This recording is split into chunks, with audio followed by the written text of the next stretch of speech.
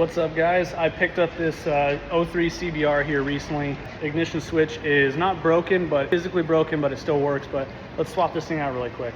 You need the part number. There she is. I'm swapping it out because the switch itself broke.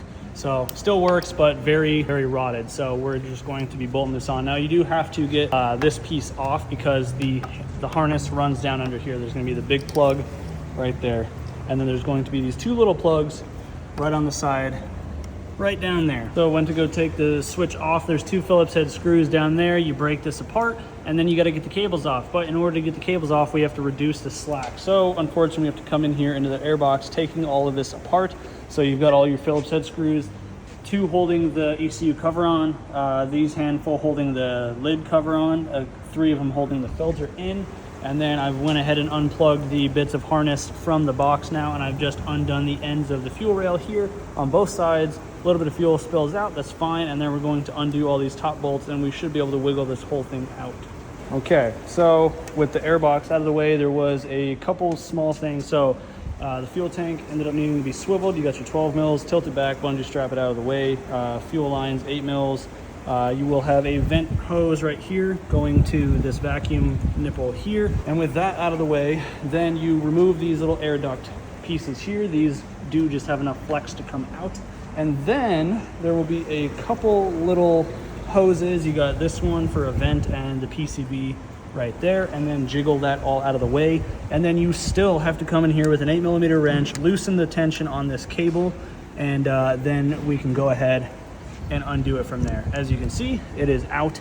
Now we can pull this out of here, take this upper cable out, and we finally have the assembly undone. So thread the new ones in and we will show you reassembly. Okay, so reassembly is going good so far. Once I figured out how to get access down there, that was a lot easier. While I was in there, I greased the cables, so this actually feels really good. Before it was a little sticky. I don't know if it's ever been serviced. So I'm working on reassembly now. It goes together super easy. The only thing that's gonna be a little bit tricky is getting this hose and the PCV hose back on.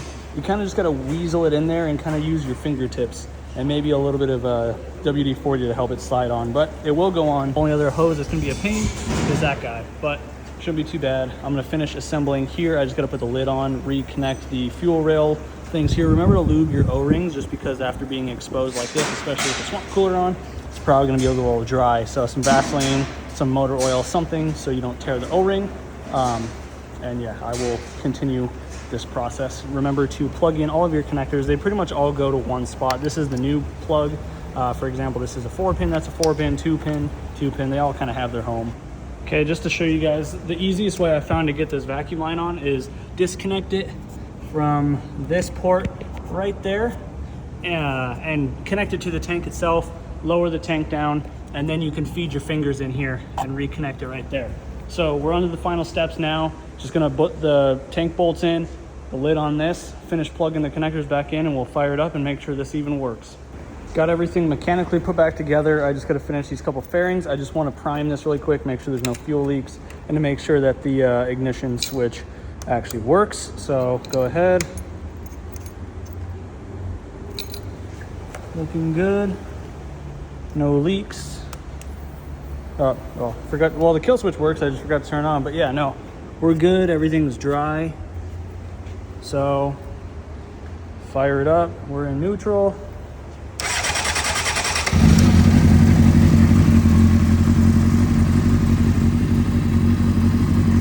Beautiful.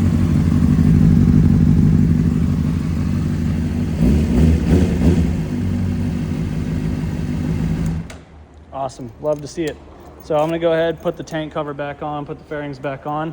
Hopefully this helped a few of you guys. I know it was a little tricky for me to figure it out, so I figured a visual might help some of you.